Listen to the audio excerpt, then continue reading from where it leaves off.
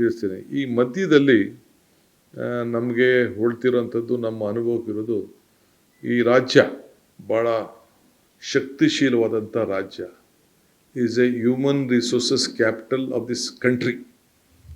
ಇದು ಇಡೀ ದೇಶ, ಇಲ್ಲಿ ದೇಶದಲ್ಲೇ, ಇಡೀ ನಮ್ಮ ಭಾರತದಲ್ಲೇ, ನಮ್ಮ ಕರ್ನಾಟಕದಲ್ಲಿ ಇರೋಂಥ ಹ್ಯೂಮನ್ ರಿಸೋರ್ಸಸ್ಸು ಇಡೀ, ಅದಕ್ಕೆ ನಮ್ಮದು ಇಷ್ಟು ಸ್ಟ್ರಾಂಗ್. ಎಷ್ಟು ನರ್ಸಸ್ನ ತಯಾರು ಮಾಡ್ತೀವಿ, ಎಷ್ಟು ಇಂಜಿನಿಯರ್ಸ್ ತಯಾರು ಮಾಡ್ತೀವಿ, ಎಷ್ಟು ಡಾಕ್ಟರ್ಸ್ ತಯಾರು ಮಾಡ್ತೀವಿ, ಬೇರೆ ಬೇರೆ ಪ್ರೊಫೆಸರ್ಸಿಂದ ಹಿಡಿದು ಎಲ್ಲ ರಂಗದಲ್ಲೂ ಕೂಡ. ಇಲ್ಲಿ ನಾವು ಬರೀ IT-BT ಮಾತ್ರ ನಾನು ಮಾತಾಡ್ತಾ ಇಲ್ಲ. ಇಲ್ಲಿ ನಾನು ಕ್ಯಾಲಿಫೋರ್ನಿಯಾದಲ್ಲಿ 13,000 ಇಂಜಿನಿಯರ್ಸ್ ಇದ್ದರೆ, ಕ್ಯಾಲಿಫೋರ್ನಿಯಾ ಸಿಲಿಕಾನ್ ವ್ಯಾಲಿಲಿ, ನಿಮ್ಮ ಬೆಂಗಳೂರು ನಗರದಲ್ಲೇ 26 ಲಕ್ಷ ಇದೆ. ಅಲ್ಲಿ 13 ಲಕ್ಷ ಇದೆ, ಇಲ್ಲಿ 26 ಲಕ್ಷ ಇದೆ. ಒಂದೇ ರೋಡಲ್ಲಿ 16 ಲಕ್ಷ ಇದೆ, ಔಟರ್ ರಿಂಗ್ ರೋಡಲ್ಲಿ. ಇದು ಅಫಿಷಿಯಲ್ ಸ್ಟ್ಯಾಟಿಸ್ಟಿಕ್ಸ್. ಇದು ಸ್ಟ್ಯಾಟಿಸ್ಟಿಕ್ಸ್. ಅಂಥ ಶಕ್ತಿ ಈ ಬೆಂಗಳೂರು ನಗರದಲ್ಲಿ ಇದೆ. ಎಲ್ಲಿಂದ ಬಂದರೋ, ಹೇಗೆ ಬಂದರೋ, ಯಾರು ಬಂದಿದ್ದಾರೆ ಅನ್ನೋದು ಬೇರೆ ವಿಚಾರ. ಬಟ್ ನಾನು ಬರೀ IT-BT ವಿಚಾರ ನಾನು ಮಾತಾಡ್ತಾ ಇಲ್ಲ. ಇಲ್ಲಿ ಇವತ್ತು ನಾವು ಏನು ಯೋಚನೆ ಮಾಡಿದ್ದೇವೆ ಅಂತ ಅಂದರೆ, ಒಂದು ದೊಡ್ಡ ತೀರ್ಮಾನವನ್ನು ಮಾಡಿದ್ದೇವೆ. ಒಂದು ಪ್ರೈವೇಟ್, ನಮ್ಮ ಸರ್ಕಾರನೇ ಪ್ರೈವೇಟಲ್ಲಿ ಯಾರು ಇಲ್ಲಿ ಉದ್ಯೋಗವನ್ನು ಹುಡುಕ್ತಾ ಇದ್ದಾರೆ ನಮ್ಮ ಯುವಕರಿಗೆ, ಅವ್ರಿಗೆ ಅನುಕೂಲ ಆಗಬೇಕು. ಸೊ ಅದಕ್ಕೆ ಹಿಂದೆ ಎಲ್ಲ ಗೌರ್ಮೆಂಟಲ್ಲಿ ಒಂದು ಎಂಪ್ಲಾಯ್ಮೆಂಟ್ ಎಕ್ಸ್ಚೇಂಜ್ ಅಂತಿತ್ತು. ಮುಂದಕ್ಕೆ ಪ್ರೈವೇಟ್ ಎಂಪ್ಲಾಯ್ಮೆಂಟ್ ಎಕ್ಸ್ಚೇಂಜ್. ಸೊ ಯಾರೇ ಪ್ರೈವೇಟು ಉದ್ಯೋಗವನ್ನು ಪಡ್ಕೊಳ್ಬೇಕು, ಅವರು ಆಕರ್ಷಣೆ ಮಾಡಬೇಕು ಉದ್ಯೋಗಸ್ಥರನ್ನ ಅಂತ ಹೇಳಿ ಬಯಸ್ತಾರೆ.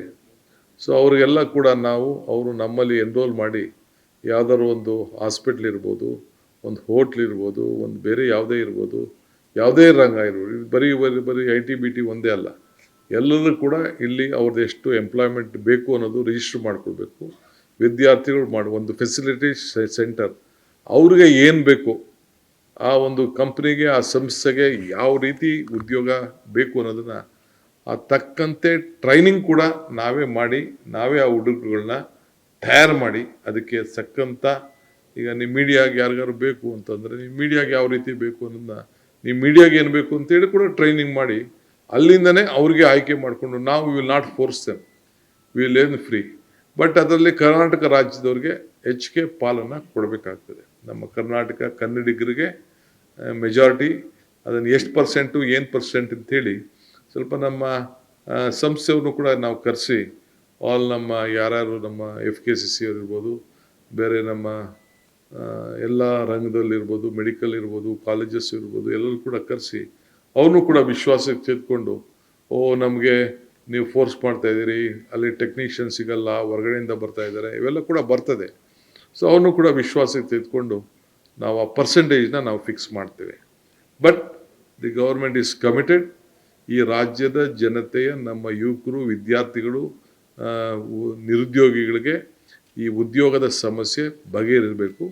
ಇಲ್ಲೂ ಕೂಡ ಉತ್ತಮವಾದಂಥ ಯುವಕರು, ಯಾರಿಗೂ ಏನು ಕಡಿಮೆ ಏನಿಲ್ಲ. ಬೇಕಾದ್ರೆ ಯಾವ ಇಂಟರ್ನ್ಯಾಷನಲ್ ಮಾರ್ಕೆಟಲ್ಲೂ ಕೂಡ, ಯಾವುದೇ ದೇಶಕ್ಕೂ ಕೂಡ ಬೇಕಾದರೆ ಇಲ್ಲಿಂದ ಕೂಡ ಆಯ್ಕೆ ಮಾಡ್ಕೊಳ್ಳೋಂಥ ಒಂದು ಅವಕಾಶವನ್ನು ನಾವು ಅವ್ರಿಗೆ ಮಾಡಿಕೊಡ್ಬೇಕು ಅನ್ನೋದು ಇವತ್ತು ನಾವು ತೀರ್ಮಾನ ಮಾಡಿದ್ದೇವೆ. ಸೊ ಅದಕ್ಕೆ 60 ಡೇಸ್, ಇದು ಒಂದು ತಿಂಗಳ ಒಳಗಡೆ, 60 ದಿನ ಬೇಡ, ಒಂದು ತಿಂಗಳು ಸಾಕು, ಒಂದು ತಿಂಗಳ ಒಳಗಡೆ ಒಂದು 3 ಜನ ನಮ್ಮ ಕ್ಯಾಬಿನೆಟ್ ಕೊಲೀಗ್ಸ್ಗೆ ನಾನು ಹೇಳಿದ್ದೇನೆ. ಅದ್ರ ಬಗ್ಗೆ ಕಂಪ್ಲೀಟ್ ಎಲ್ಲ ಮಾತಾಡಿ ಒಂದು ಇದನ್ನು ಮಾಡಬೇಕು ಅಂತೇಳಿ ಹೇಳಿದ್ದೇನೆ. ಸೊ ಒಂದು ತಿಂಗಳಷ್ಟೊತ್ತಿಗೆ ನಿಮಗೆ ನಾನು ಅದ್ರ ಡೀಟೇಲ್ನ ಯಾವ ರೀತಿ ಇರ್ತದೆ ಅಂತ ರಿಪೋರ್ಟ್ ಕೊಡ್ತಾರೆ. ಸೊ ಎಲ್ಲ ಮಧ್ಯೆ ಎಲ್ಲ ಇಂಡಸ್ಟ್ರಿಯಲ್ ಕ್ಯಾಪಿಟಲ್ಸ್ ಹತ್ರನೂ ಮಾತಾಡ್ತಾರೆ, ಆಲ್ ಬಿಸ್ನೆಸ್ ಕಮಿಟೀಸ್ ಅವ್ರ ಮಾತಾಡ್ತಾರೆ. ಮಾತಾಡ್ಬಿಟ್ಟು ನಾವು ಕೂಡ ಯಾವ ರೀತಿ ಮಾಡಬೇಕು, ನಾವು ಯಾವ ರೀತಿ ಪೋರ್ಟಲ್ನ ಮಾಡಬೇಕು, ಎವ್ರಿಥಿಂಗ್ ವಿಲ್ ಬಿ ಆನ್ಲೈನ್. ಇಲ್ಲಿ ಯಾವ ಇನ್ಫ್ಲುಯೆನ್ಸು ಇಲ್ಲ, ಏನಿಲ್ಲ. ನಾವು ಏನು ಬೇಕು ಅವರು ಕೇಳ್ತಾರೆ, ನಮ್ಮ ಹತ್ರ ಏನು ಲಾಟ್ ಇದೆ, ನಮ್ಮ ಹತ್ರ ಎಷ್ಟು ಯುವಕರಿದ್ದಾರೆ, ಎಷ್ಟು ಜನ, ಎಲ್ಲ ಕೂಡ ಅವರು ರಿಜಿಸ್ಟರ್ ಮಾಡ್ಕೊಳ್ಬೋದು. ಆ ಕ್ವಾಲಿಫಿಕೇಷನ್ ಪ್ರಕಾರ ಅದನ್ನು ಮಾಡೋ ರೀತಿಯಲ್ಲಿ ಒಂದು ಫೆಸಿಲಿಟೇಷನ್ ಸೆಂಟರ್ ಟೈಪು ಇದನ್ನು ಮಾಡಬೇಕು ಅಂತೇಳಿ ನಾವು ತೀರ್ಮಾನವನ್ನು ನಾವು ಮಾಡಿದ್ದೇವೆ. ಇದು ಮೂರನೇದು ಭಾಳ ಪ್ರಮುಖವಾದಂಥ ನನ್ನ ಕನಸಿನ ಒಂದು ಚಿಂತನೆ. 25 ವರ್ಷದಿಂದನೇ ಇದು ಭಾಳ ದೊಡ್ಡ ಆಲೋಚನೆ ಮಾಡಿದ್ದೆ. ತಮಗೂ ಕೆಲವರಿಗೆಲ್ಲ ಗೊತ್ತಿರಬೇಕು. ಈಗ ಒಂದು 10,000 ಭಾರತ್ ಜೋಡೋ ಯುವಕ ಸಂಘಗಳನ್ನು ರಚನೆ ಮಾಡಬೇಕು ಅಂತೇಳಿ ತೀರ್ಮಾನವನ್ನು ಮಾಡಿದ್ದೇವೆ. ಪ್ರತಿ ಪಂಚಾಯತಿಗೂ ಒಂದೊಂದು ಯುವಕ ಸಂಘ. ಆ ಯುವಕ ಸಂಘದಲ್ಲಿ ಕನಿಷ್ಠ ಒಂದು 150ರಿಂದ 200 ಜನ ಇರ್ತಾರೆ. ಒಂದು ಪಂಚಾಯತಿ ಒಂದು ಸಂಘ. ಮಿಕ್ಕಿದ್ದು ಅರ್ಬನ್ನಲ್ಲಿ ಸುಮಾರು 6,000 ಪಂಚಾಯತಿ ಇದೆ. ಒಂದು 4,000 ಅರ್ಬನ್ಗಳಲ್ಲಿ ವಾರ್ಡ್ಗಳಲ್ಲಿ ಇದನ್ನು ಸಂಘ.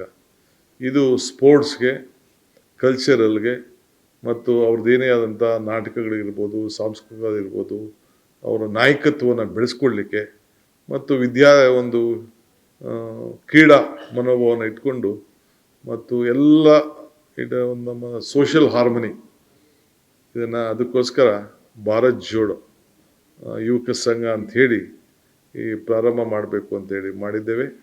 ಸೊ ಆ ಒಂದು ಸಂಘಕ್ಕೆ ಸರ್ಕಾರ 10 ಲಕ್ಷ ರೂಪಾಯಿ ಕೊಡ್ತದೆ. ಆ 10 ಲಕ್ಷದಲ್ಲಿ ಅದನ್ನು ಯಾವ ರೀತಿ ನಡೆಸಬೇಕು, ಎಲ್ಲಿ ನಡೀತದೆ ಅಂಥೇಳಿ ಅದಕ್ಕೆ ಎಲ್ಲ ಆ ಜಾಗಗಳೆಲ್ಲ ನಾವು ಈಗ ನಮ್ಮ ತಲೆಯಲ್ಲೆಲ್ಲ ಇದೆ. ಅದು ಹಿಂದೆ ಎಲ್ಲ ನಾನು ಡಿಕ್ಲೇರ್ ಮಾಡಿದ್ದೆ ಅದನ್ನು. ಸೊ ಅದಕ್ಕೆ ಒಂದು ಇಟ್ ವಿಲ್ ಬಿ ಪ್ಯೂರ್ಲಿ ಸರ್ಕಾರ ಹಣ ಕೊಡ್ತದೆ. ಸೊ ಯೂತ್ ಕ್ಲಬ್ಸು ನಡೀತದೆ. ಸೊ ಅವರೆಲ್ಲ ಸಂಘಟನೆ ಆಗಿ ಅವರು ಆದಷ್ಟು ಬೇರೆ ಬೇರೆ ಚಟುವಟಿಕೆಗಳಿಗೆಲ್ಲ ಸ್ವಲ್ಪ ಹೋಗದೆ, ಸೊ ಈ ಆಟ ಪಾಠಗಳು ಮತ್ತು ನಮ್ಮ ಕಲ್ಚರ್ ಏನಿದೆ, ನಮ್ಮ ಇತಿಹಾಸ ಏನಿದೆ, ಅವೆಲ್ಲ ಕೂಡ ಅವ್ರ ಹತ್ರಲ್ಲಿ ತೊಡಗಿಸ್ಕೊಳ್ಳಿ ಅನ್ನೋ ದೃಷ್ಟಿಯಿಂದ ಅವರ ನಾಯಕತ್ವವನ್ನು ಬೆಳೆಸ್ಕೊಳ್ಳಿ ಮತ್ತು ವಿಶೇಷವಾಗಿ ಅವರ ಏನು ಒಂದು ಗುಣಗಳಿದೆ, ಯಾವುದೇ ಕಲೆಯಲ್ಲಿರ್ಬೋದು, ಎಲ್ಲದರಲ್ಲೂ ಕೂಡ ಅವರಿಗೆ ಒಂದು ಅವಕಾಶವನ್ನು ಮಾಡಿಕೊಡ್ಬೇಕು ಅನ್ನೋ ದೃಷ್ಟಿಯಿಂದ ಈ ರೀತಿ ಅವರ ಪ್ರತಿಭೆಗಳನ್ನು ಗುರುಸುವಂಥ ಅವಕಾಶ ಕೂಡ ಆಗಲಿ ಅನ್ನೋ ದೃಷ್ಟಿಯಿಂದ ಈ ಭಾರತ್ ಜೋಡೋ ಯುವಕ ಸಂಘ 10,000 ಸಂಘಗಳನ್ನು ರಚನೆ ಮಾಡಲಿಕ್ಕೆ ತೀರ್ಮಾನವನ್ನು ಮಾಡಿದ್ದೇವೆ. ಅದಕ್ಕೆ 10 ಲಕ್ಷ ರೂಪಾಯಿ ಒಂದು ಪಂಚಾಯತಿಗೆ, ಒಂದು ಸಂಘಕ್ಕೆ ಕೊಡಬೇಕು ಅಂಥೇಳಿ. ಅಂದರೆ ಒಂದು ಪಂಚಾಯತಿಲಿ ಒಂದು ಸಂಘ ಇರ್ತದೆ. ಅದನ್ನು ತೀರ್ಮಾನವನ್ನು ಇವತ್ತು ಮಾಡಿದ್ದೇವೆ. ಸೊ ಅದಕ್ಕೆ ನಾನು ಹೇಳಿದ್ದೀವಿ ಎಲ್ಲ ಸೇರಿ ಯುಗ ಇದು ಅಂಥೇಳಿ. ಒಂದು ದೊಡ್ಡ ಸಮಸ್ಯೆ ಕಾಡ್ತಾ ಇದೆ ನಿಮ್ಮೆಲ್ಲರೂ ಕೂಡ.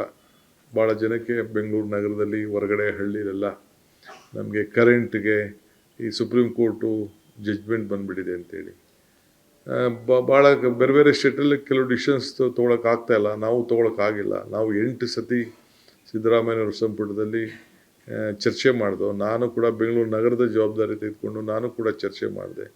ಸೊ ಭಾಳ ವೆರಿ ಲಿಮಿಟೆಡ್ಗೆ ಹೋದೋ, ಬರೀ 30-40 ಕೊಟ್ಟು ನೋಡ್ದೋ. ಒಂದು 4 ಲಕ್ಷ ಅರ್ಜಿಗಳಿತ್ತು. ಇನ್ನೂ ಒಂದಷ್ಟು ಜನ ಎಲ್ಲ ಇದ್ದಾರೆ. ಸೊ ಅದಕ್ಕೆ ಏನಾದ್ರು ಮಾಡಿ ಬಗೆಹರಿಸ್ಬೇಕು ಅನ್ನೋದು ಕೂಡ ಇದೆ. ಇಡೀ ಹಳ್ಳಿಯಿಂದ ಎಲ್ಲ ಕೂಡ ಯಾರಿಗೂ ಹಳ್ಳಿಗಳಲ್ಲಿ ನೀರು ಸಿಗ್ತದೆ, ಕರೆಂಟ್ ಕೊಡ್ತಾಯಿಲ್ಲ. ಬೆಂಗಳೂರು ನಗರದಲ್ಲೂ ಕರೆಂಟ್ ಕೊಡ್ತಾಯಿಲ್ಲ. ಯಾಕೆಂದ್ರೆ ನಾವು OC ಇಲ್ಲ, CC ಇಲ್ಲದೆ ಯಾರು ಕೊಡೋಕ್ಕಾಗಲ್ಲ ಅನ್ನೋದು ಕೂಡ ಇದೆ. ಸೊ ಅದಕ್ಕೆ ಇವತ್ತು ಚರ್ಚೆ ಮಾಡಿದ್ದೇವೆ. ಸೊ ಅದಕ್ಕೆ 2,500 ಅಡಿವರೆಗೂ 2,500 ಅಡಿವರೆಗೂ ಒಂದು 20% ಆಚೆ ಈಚೆ ಇದ್ದರೂ ಕೂಡ 20% ಅದಕ್ಕೆ ಆಚೆ ಈಚೆ ಇದ್ದರೂ ಕೂಡ ಸೇರಿಸಿ ಒನ್ ಟೈಮ್ 31ನೇ ತಾರೀಕು, ಅಂದರೆ ಹೋದ ತಿಂಗಳು 31ನೇ ತಾರೀಕುವರೆಗೂ ಯಾರ್ಯಾರು ಕಟ್ಟಡಗಳನ್ನು ಕಟ್ಕೊಂಡಿದ್ದಾರೆ, ಅರ್ಜಿ ಹಾಕಿದ್ದಾರೆ, ಕಟ್ಕೊಂಡಿದ್ದಾರೆ ಅಂದರೆ ಈಗ ನಾನು ಅರ್ಜಿ ಹಾಕ್ಬಿಟ್ಟು ಕಟ್ಟಿದ್ದೀನಿ ಅಂತ ಏನೂ ಇಲ್ಲದೆ ಅರ್ಜಿ ಹಾಕ್ಕೊಡೋದು ಅಲ್ಲ. ಎಲ್ಲರದ್ದು ಫೋಟೋ ವಿಡಿಯೋ ಎಲ್ಲ ಮಾಡಿಸಿಸ್ತೀವಿ. ಓವರ್ ನೈಟ್ ಯಾರು ಹಂಗೆ ಮಾಡೋಕ್ಕಾಗಲ್ಲ. So they have to apply with a proper photograph, videograph. ಅದೆಲ್ಲ ನಮ್ಮ ಲೋಕಲ್ ಬಾಡೀಸ್ಗೆ ಅದಕ್ಕೆಲ್ಲ ನಾವು ತಿಳಿಸ್ತೇವೆ. ಈ ಗ್ರಾಮ ಪಂಚಾಯತಿ ಇರ್ಬೋದು, ಮುನ್ಸಿಪಾಲ್ಟಿ ಇರ್ಬೋದು, ಕಾರ್ಪೊರೇಷನ್ ಇರ್ಬೋದು, GBA ಇರ್ಬೋದು, ಎಲ್ಲೇ ಆಗಲಿ. ಸೊ ಅದಕ್ಕೆ ಒಂದು ಅವಕಾಶವನ್ನು ಮಾಡಿಕೊಡ್ಬೇಕು ಅಂಥೇಳಿ ನಾವು ತೀರ್ಮಾನವನ್ನು ಮಾಡಿದ್ವಿ. ಯಾಕೆಂದರೆ ನೀರು ಕೊಡಬೇಕಾದ್ದು ನಮ್ಮ ಡ್ಯೂಟಿ. ಎಲೆಕ್ಟ್ರಿಸಿಟಿ ಕೆಲವರೆಲ್ಲ ಟೆಂಪ್ರರಿ ಕಲೆಕ್ಷನ್ಸ್ ತೆಗೆದುಕೊಂಡಿದ್ದಾರೆ. ಆ ದೃಷ್ಟಿಯಿಂದ ಅದನ್ನೆಲ್ಲ ಯಾವ ರೀತಿ ಒಂದು ಸರ್ಕಾರದ ಮಟ್ಟದಿಂದ ಇವತ್ತು ಅವ್ರಿಗೊಂದು ರಿಲೀಫ್ ಕೊಡಬೇಕು ಅಂತ ತೀರ್ಮಾನ ಮಾಡಿದ್ದೇವೆ.